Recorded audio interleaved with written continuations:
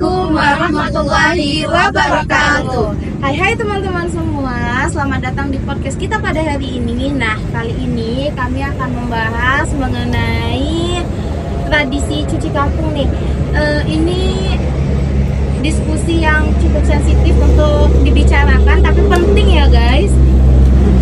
Tapi tradisi cuci kampung yang kami bicarakan saat ini termasuk ke akhlak mazmumah, karena kami akan membahas dengan konteks perzinahan atau hal-hal yang tidak senonoh yang dilakukan oleh pasangan tapi tidak memiliki hubungan pernikahan seperti itu. Bersama saya Dina Febrianti dengan NIM A1D124004 dan kelima teman saya. Yang pertama ada Nisrina Awalia Salsabila dengan NIM A1D124007. Ada teman saya Hafiza dengan NIM A1D124017. Teman saya Hayu Sarifadila dengan NIM A1D124020. Teman saya Nurmiati dengan NIM A1D124022. Dan yang terakhir ada teman saya Aulia Rashifa dengan NIM A1D124031. Nah, kita akan berbagi pandangan dan pendapat dari teman-teman semua. Oke, langsung saja kita masuki pembelajaran dan diskusi kita pada hari ini. Oke, kita mulai dari Hafiza dulu kayaknya. Terima kasih sebelumnya pada Dina. Kalau kita ngomongin tentang cuci kampung dalam konteks pembersihan moral, ini artinya kita juga bahas bagaimana tradisi ini juga menjaga harmoni sosial.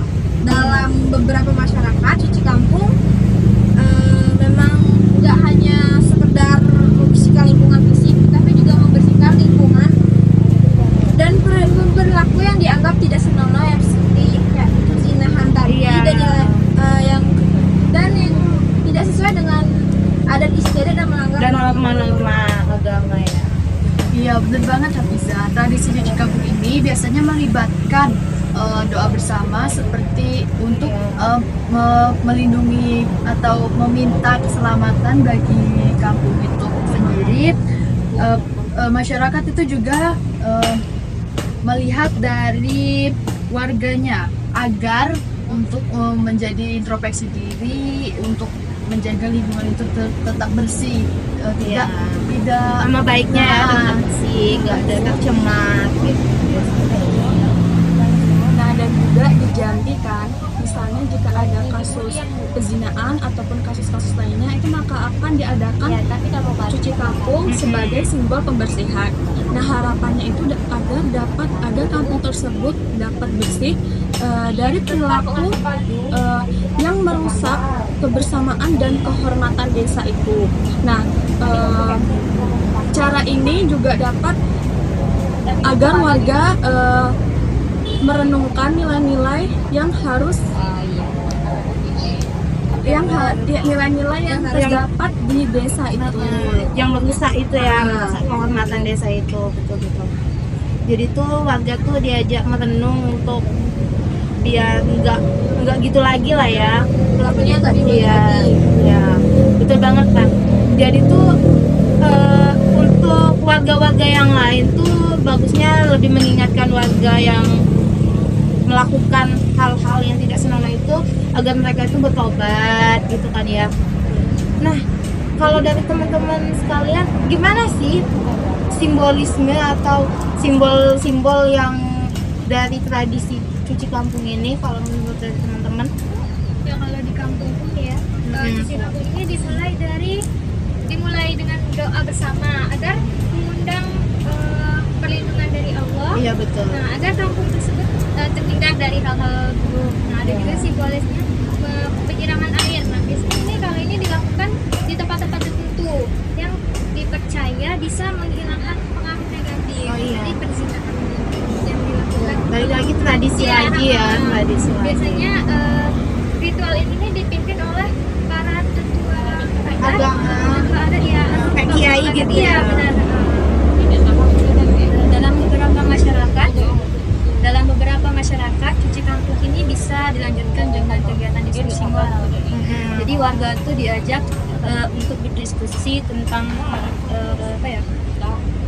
tentang perbuatannya itu, bagaimana cara agar kita menghindari perbuatan zina. Iya. Itulah ya, kita tuh butuh sikap jujur gitu, butuh Kesetiaan. ya lebih meningkatkan keimanan dan ketakwaan sih. Karena kan kalau misalnya kita tahu iman dan takwa kepada Allah kan, jadi kita tuh lebih takut, lebih nggak sembarangan berperilaku, tahu adab gitu.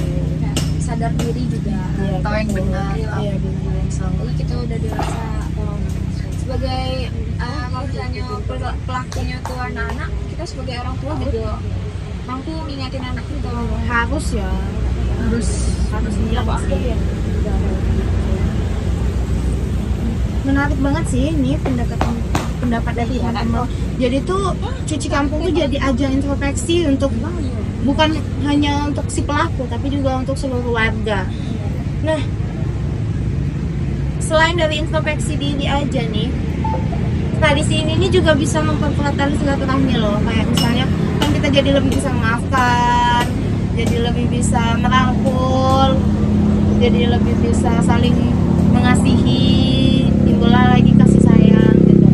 Kalau menurut teman-teman nih ya, kan kita udah di zaman yang modern nih, era kita Gen Z. Masih relevan nggak sih yang kayak gini nih di era-era sekarang, zaman modern? Kalau menurut aku masih relevan, terutama untuk menjaga identitas nama budaya kita. Betul. Ya, meskipun kita hidup di zaman modern ini, itu untuk menjadi pengingat dari nilai-nilai moral yang ada di masyarakat. Nah, itu juga mengedukasi generasi muda untuk tidak melakukan tindakan yang senonoh itu tidak tadi senonoh ya. tadi. Betul banget. Ya, aku juga setuju sama pendapat Salsa, dan juga aku rasa cuci kampung itu juga harus sesuai dengan perkembangan zaman ya. Misalnya seperti diskusi tentang norma dan nilai-nilai moral dalam perkembangan masyarakat. Nah, cara ini tuh cara yang baik untuk warga, baik yang tua maupun yang muda, agar tetap menjaga nilai-nilai budaya dan kehormatan dan rasa kehormatan itu. Betul banget sih, aku setuju banget juga dengan pendapat Sarah ya. Jadi tuh tradisi ini tuh bukan hanya membersihkan lingkungan secara fisik aja, tapi juga spiritual, hati, diri gitu. Jadi tuh kita tuh lebih introspeksi ke diri masing-masing lah ya. Dalam diri kalau perbuatan yang dilakukan sebelumnya itu salah. Iya, lebih jadinya tuh kan kita tahu nih kita salah, jadi kedepannya kita lebih baik lagi, nggak mengulangi hal yang sama gitu. Dan juga kalaupun kita melakukan kesalahan itu, kita juga harus tahu konsekuensinya. Iya, jangan tahu berbuat nggak tahu. Secara kita melakukan itu dengan sadar. Betul, apalagi itu. Apalagi menimbulkan rasa malu juga. Malunya bukan untuk kita dewek loh, malunya untuk keluarga, bahkan sampai satu kampung. Ya, sampailah terjadi tradisi cuci kampung nih, biar nama kampungnya bersih.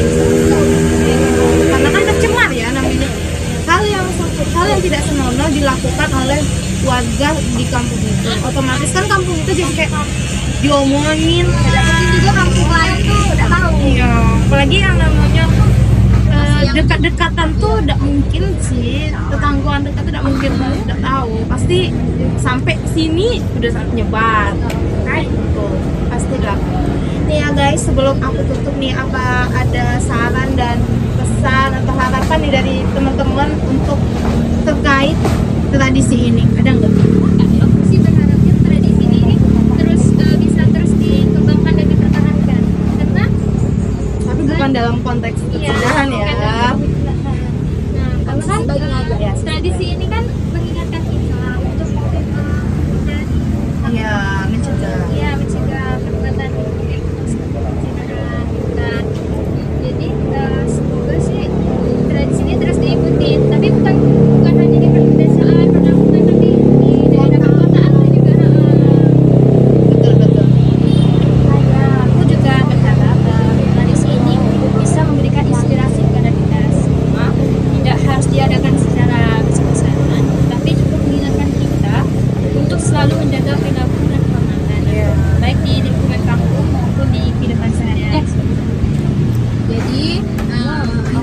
dari podcast Cuci Kampung ini dari aku. Ya. Ya, mari kita semua teman-teman dan penonton juga jadiin tradisi cuci kampung ini sebagai bentuk tanggung jawab sosial dari perilaku kita yang melenceng untuk menjaga nilai-nilai moral dan nilai-nilai sosial. Dengan saling mengingatkan dan menjaga agar kita bisa bersama-sama membangun lingkungan yang bersih, aman dan terbebas dari perilaku-perilaku orang. Ya, betul banget sih. Kayaknya lumayan dalam ya pembahasan kita tentang tradisi cuci kampung ini. Terima kasih banget atas pandangan-pandangan dan pendapat-pendapat dari teman-teman semua. Semoga tradisi cuci kampung ini bukan lagi tentang dalam konteks yang agak cukup sensitif, bukan lagi tentang hal-hal yang dianggap negatif seperti itu. Semoga tradisi ini tuh udah berubah mindsetnya jadi tradisi cuci kampung yang membersihkan lingkungan gitu, tanpa ada perbuatan hal-hal atau perilaku yang tidak senonoh yang bisa membuat tradisi cuci kampung ini terjadi gitu. Kan banyak hal-hal positif yang bisa kita lakukan. Jadi semoga tradisi cuci kampung ini menjadi motivasi dan inspirasi buat kita semua lah ya, agar mencegah dan menghindari perilaku itu, lebih mendekatkan diri kepada Allah, meningkatkan iman, tahu sisi baik dan sisi buruk yang perlu dilakukan. Kita kan juga udah gede, jangan turuti nafsu. Oke lah guys, kayaknya hanya itu yang dapat kami sampaikan pada podcast hari ini. Terima kasih banyak telah menonton video ini. Jangan lupa like, subscribe, dan juga komen. Oke. Kami berenam pamit. Sampai jumpa di video selanjutnya. Bye bye. Wassalamualaikum warahmatullahi wabarakatuh.